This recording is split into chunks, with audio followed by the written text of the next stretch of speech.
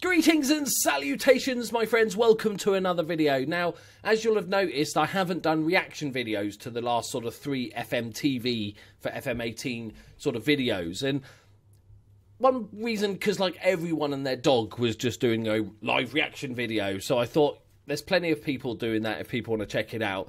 But I know, like, I've been asked what are my thoughts on various bits. So what I'm going to do in this video is basically take the 3 videos that we've been released so far, the dynamics, the scouting, and the tactics ones, and just look at one freeze frame of the video and discuss some interesting points. Like, just the main thing that I took from that screen. So, for the first one we're going to look at is this tactics video. Lots of new stuff. In every video there's lots of other new stuff, but I'm just going to focus on one little point that I found particularly interesting to me. So, in the tactics video, I liked this screen here in particular. I like these sort of red and green areas showing where your team's lacking. It looks like more just a space thing because we don't obviously have really attacking wingers, so we're not really going to fill this space. We've got wing backs on support, so you can understand this. We've got no real ball-winning midfielder, so there's a little bit lacking there. So that's quite obvious, but it's still a nice addition because any glaring things you can suddenly see without even having to sort of pay too much attention to the game.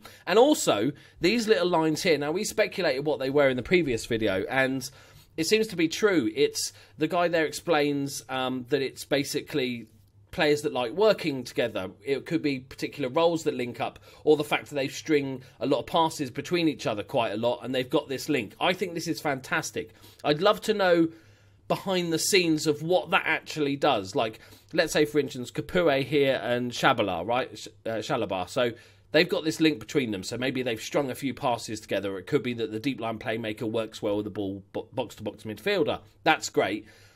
But what does it do? Does that make Shalabar's passing +2 generally because he's linked up, or does it make it say +2 to a couple of stats for passing if he's passing to Capoue? That's the thing that's gonna, I think, people are going to talk about quite a lot, because what actual effect does this green line cause? Does it make them just better at passing to each other, or more likely to pass to each other, or is it actually going to make them better overall because they've got another link in the team? So is their general passing going to be better? That sort of thing. But I'm loving this. Builds the relationship. That works off the dynamic screen as well. So yep, loving that. So the next one we're going to look at, obviously with the tactics there's more stuff. There's a couple more new roles and stuff like that. It's been revamped the way it looks a bit, but I'm just focusing on one main thing because I'm assuming everybody's watched the video by now. So, but if not, they're on the Football Manager YouTube channel. So, so the second thing I want to talk about in this scouting video,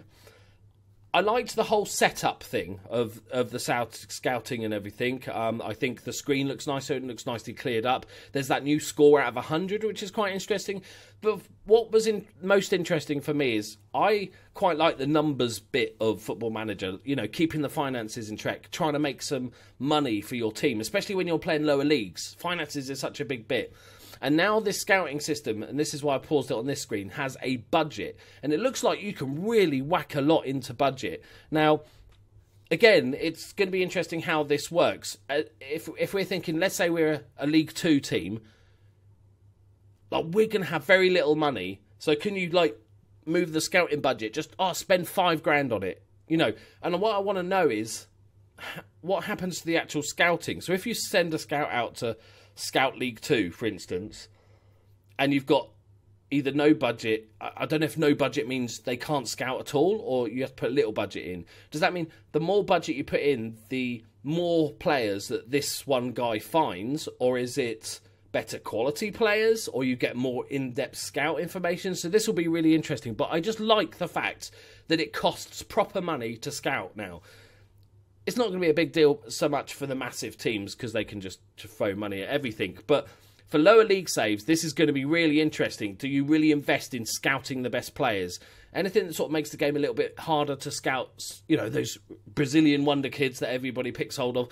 Anything that makes that more difficult, that's great and stuff. And I know you can also do the hide attributes thing and stuff like that. And some people that do the hide attributes like look down upon us mere mortals that just have the attributes here. But I just think it's personal preference. It just makes it a bit more fiddly for me, especially when I'm making YouTube videos. I need to sort of get through that a bit more, and I just like the cleanliness of having all the numbers. I know it's more difficult, and if I wanted to up the extra difficulty level, I could hide tribute mask and all that sort of good stuff. But I'm just really happy that it's costing decent chunk of money to go scouting now, because you really have to plan for that. So in the final video, we're going to go all the way back to the dynamics video. This obviously is the main screen of the dynamics, right? And this is, again, the question I have regarding dynamics. The dynamics is kind of already in the game, right? You'll know, for instance, let's say you're Man City.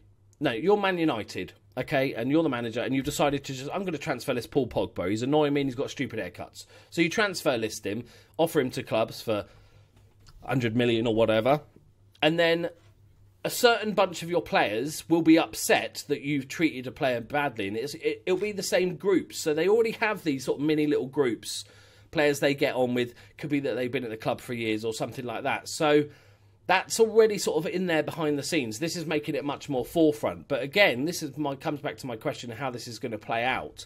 So this team here, for instance, the Watford team, you've got team leaders Troy Deeney and Gomez. Both of them have been there for a very long time, so you can understand that that's their sort of build-up. He's captain and stuff. You've got highly influential players in Cleverly, and then a sort of group here of the influential players, and then other players. Then you've also got the screen where it shows you the different cliques, like, oh, these guys are all Spanish, so they get along and stuff like that. But I want to know what actual effect it has on the team. If you've got everybody happy, if you've got the highly influential player, does that if I play Cleverly, aside from his ability to play football normally, what do I gain any other benefits out of playing him because he's a highly influential player? Or is this benefit purely for outside of game time when people are unhappy with training, or you're trying to sell a person, you're pissing people off, or you haven't strengthened the team? Is that just going to fit into the outside gamey bit? Because obviously morale has an effect on playing matches. But other than that, is an influential player on the pitch going to make a difference to the pitch? If we all had the same morale, is it going to make it better? That's what I want to know. But I think it's three fascinating. It's just looking so exciting. It looks like in FM18 we've got proper changes. Like I said, a lot of this was sort of in the game, but now they've just fleshed it out. You've got the data analyst stuff. The scouting really excites me and stuff like this as well. The tactics as well.